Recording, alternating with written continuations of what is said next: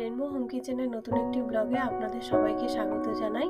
শীতকালে পারফেক্টভাবে বাড়িতে কিভাবে কড়াইশুঁটির কচুরি ও নিরামিষ আলুর দম তৈরি করে নেবেন তার সম্পূর্ণ রেসিপিটি আমি আপনাদের সঙ্গে আজকে শেয়ার করব।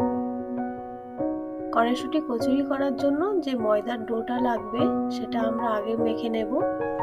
তো একটা বাটিতে 1 কাপ ময়দা, হাতে একটু ক্রাশ করা জোয়ান আর স্বাদ মতো চিনি, ময়দাটা মাখার জন্য সাদা তেল।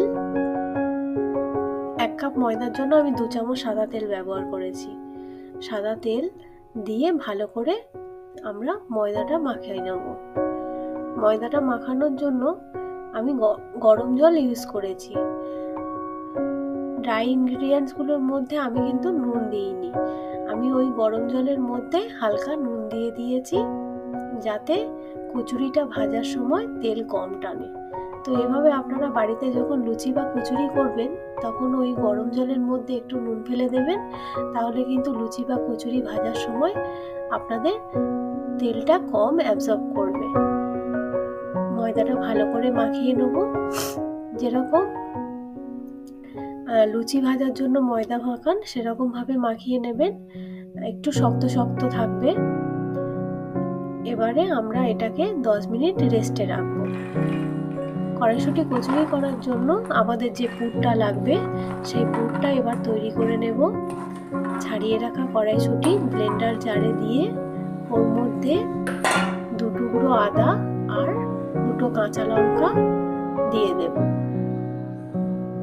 দিয়ে এটাকে আমরা ভালো করে ব্লেন্ড করে নেব। ব্লেন্ড করার সময় আপনারা চেষ্টা করবেন যতটা সম্ভব কম জল দেওয়ার। আমি এখানে কিন্তু একদমই জল ব্যবহার করিনি, একদম পেস্টটা শুকনো শুকনো করেছি। খুব অসুবিধা হলে অল্প একটু সামান্য জল ব্যবহার করতে পারেন। এবারে আর 1-2 বার আমি ঘুরিয়ে নেব, নিলে এই পেস্টটা হয়ে যাবে। একটা ফ্রাইং প্যানে সর্ষের তেল দিয়েছি, দিয়ে সর্ষের তেলটা গরম হয়ে গেলে ওর মধ্যে আমরা হিং দেব। এই কচুরিটা করার সময় আমি কিন্তু কোনো ভাজা মশলা ব্যবহার করিনি। আমার মনে হয় যে ভাজা মশলা ব্যবহার করলে যে কড়াইশুঁটির যে ফ্লেভারটা সেটা খুব একটা পাওয়া যায় না। আপনারা চাইলে এর সঙ্গে জিরে গুঁড়ো বা শুকনো লঙ্কার গুঁড়ো ব্যবহার করতেই পারেন। তো হিংটা দিয়ে তেলটা যখন গরম হয়ে আসবে তখন আমরা ওই যে কড়াইশুঁটিটা বেটে রেখেছিলাম সেই পেস্টটা আমরা এর মধ্যে দিয়ে দেবো। আমি কিন্তু এখানে কোনো সিদ্ধ করা কড়াইশুঁটি ব্যবহার করিনি, একদম কাঁচা কড়াইশুঁটি ব্যবহার করেছি। অনেকে সিদ্ধ করে ব্যবহার করে, কিন্তু এইভাবে কাঁচা কড়াইশুঁটি ব্যবহার করে কচুরি করবেন, একদম দেখবেন কচুরির ফ্লেভারটা খুব সুন্দর আসবে আর কালারটাও একদম গ্রিন কালার আসে। তো স্বাদ মতো এবারে আমি চিনি দিয়ে দিলাম।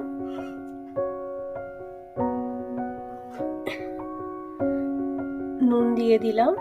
প্রথম দিকে একটু দেখবেন যে ওই মিশ্রণটা প্যানে লেগে যাচ্ছে, কিন্তু আস্তে আস্তে যখন হয়ে আসবে তখন ওটা উঠে আসবে প্যান থেকে। তো যখন দেখবেন যে একটু শুকনো শুকনো হয়ে এসছে, খুব বেশি ড্রাই হবে না, যেরকম ভাবে আমরা আটা মেখেছি ঠিক সেরকম ওরকম একটা টেক্সচার চলে এলে আপনারা নামিয়ে রেখে দেবেন। এটা কিন্তু নামানোর পর ঠান্ডা হলে আরেকটু শুকনো শুকনো হয়ে যায়। এবারে আমরা যে ময়দার ডোটা মাখিয়ে রেখেছিলাম তার থেকে লেচি কেটে অল্প অল্প পুর নিয়ে গোল করে ওর মধ্যে দিয়ে মুখটাকে ভালো করে আমরা সিল করে এইভাবে মুড়ে নিয়ে নেব। নিয়ে যেরকম ভাবে আমরা আটার রুটি করি সেরকম ভাবে একটা লেচি তৈরি করে নেব। এরকম ভাবে আমি 2-3টে করে রেখেছি। এই যে কচুরির যে পুরটা বেশি যদি ড্রাই হয়ে যায় কিন্তু তাহলে কচুরিটা অনেক সময় ফেটে যাওয়ার সম্ভাবনা থাকে। আপনারা চেষ্টা করবেন পুরটা কিন্তু গরম গরম না, ঠান্ডা করে তারপরে এই লেচিতে পুর দেওয়ার চেষ্টা করবেন, গরম গরম দেবেন না। এবারে আমরা যে লেচিগুলো তৈরি করে রেখেছি সেগুলো আমরা বেলে নেব।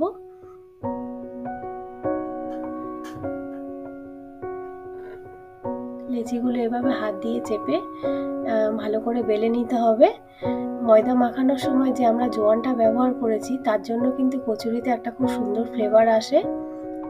আর যদি কোনো গ্যাস বা বদহজমের সমস্যা থেকে থাকে লুচি খেলে সেই সমস্যাটাও কিন্তু হবে না।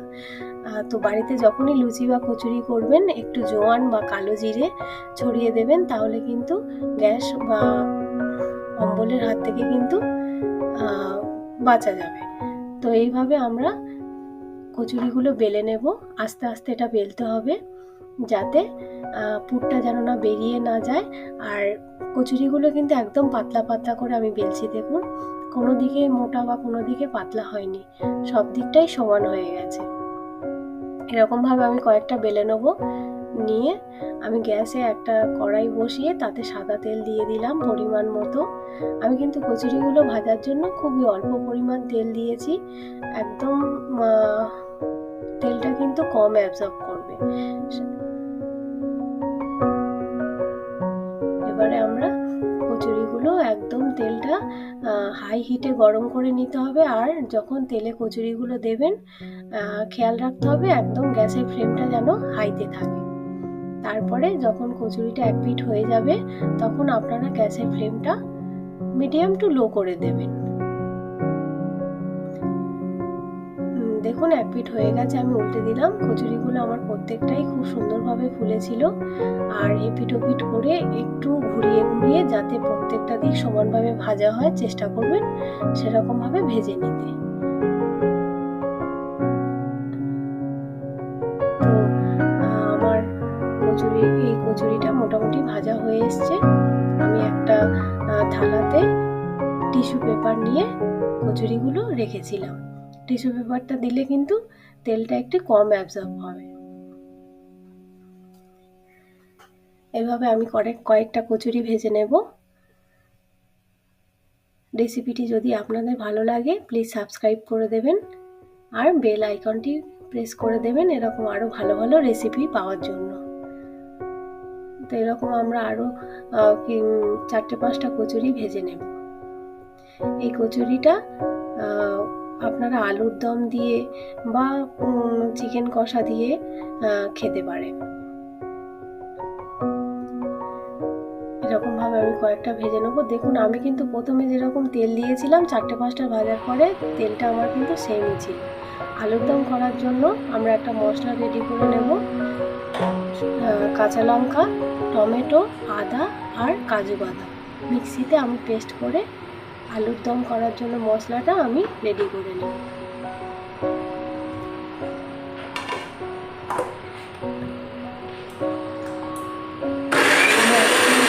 টমেটো, একটু আদা, 2টো কাঁচা লঙ্কা আর 5-6টা কাজু বাদাম এতে ব্যবহার করেছি। এবার আমরা প্যানে সর্ষের তেল দিয়ে হিং দেব। এটা গরম হলে এর মধ্যে শুকনো লঙ্কা দিয়ে দিলাম, অল্প একটু জিরে ছড়িয়ে দেবো। আপনারা যদি কেউ পেঁয়াজ রসুন দিয়ে আলুর দম খেতে চান তাহলে হিংটা স্কিপ করে দিয়ে ওখানে আপনারা পেঁয়াজ রসুন যোগ করতে পারেন। কড়াইশুঁটির কচুরির সঙ্গে আমার কিন্তু এই নিরামিষ আলুর দমটাই সবচেয়ে বেশি ভালো লাগে। এবারে যে তেলের ওপরে আমি হলুদ গুঁড়ো আর লঙ্কার গুঁড়ো দিয়ে দেব, কাশ্মীরি রেড চিলি। এটা দেওয়ার পরে যে কোনো রান্নাতে তেলের ওপরে যদি হলুদ গুঁড়ো লঙ্কার গুঁড়ো দেন তাহলে কিন্তু রান্নার রঙটা কিন্তু অনেকটাই ভালো আসে, দেখতেও খুব সুন্দর হয়। তো এবারে আমি স্বাদ মতো চিনিও দিয়ে দেব ফোড়নে। আমি 4-5টা আলু আগে থেকে সিদ্ধ করে রেখেছিলাম। তো এবারে এই মশলাটা যখন একটু হয়ে যাবে তার মধ্যে আমরা ওই যে টমেটো, কাঁচা লঙ্কা, আদা, কাজু বাদাম দিয়ে যে পেস্টটা করে রেখেছিলাম সেই পেস্টটা ওর মধ্যে দিয়ে দেব। দিয়ে ভালো করে নাড়তে হবে যতক্ষণ না টমেটোর কাঁচা গন্ধটা চলে যায়। আমরা কিন্তু গ্যাস লোতে করে আমরা এটা সমানে নাড়তে হবে। এই আলুর দমটা করার জন্য আমরা কিন্তু বেশি কিছু মশলা ব্যবহার করিনি। আপনারা চাইলে এর মধ্যে জিরে গুঁড়ো দিতে পারেন, আমি সেটা দিইনি। এবারে আমরা যে আগে থেকে আলুটা সিদ্ধ করে রেখেছিলাম, টমেটোর কাঁচা গন্ধটা চলে গেলে আমরা সেই সিদ্ধ আলুটা এর মধ্যে দিয়ে দেব। মশলাটাতে দেখুন মশলাটা থেকে তেল ছেড়ে এসছে, সেই সময় আমরা এই আলুগুলো এর মধ্যে দিয়ে দেব।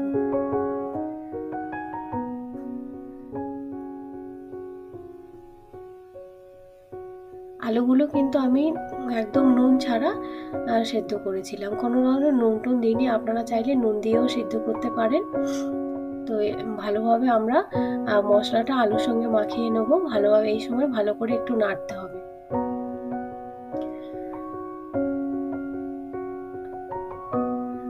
দেখুন আলুর দমের কালারটা কত সুন্দর এসছে। ভালোভাবে একটু নেড়ে নিতে হবে।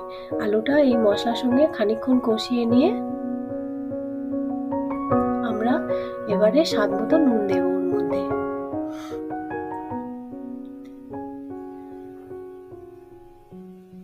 নুনটা দিয়ে আবার ভালো করে নেড়ে নেব।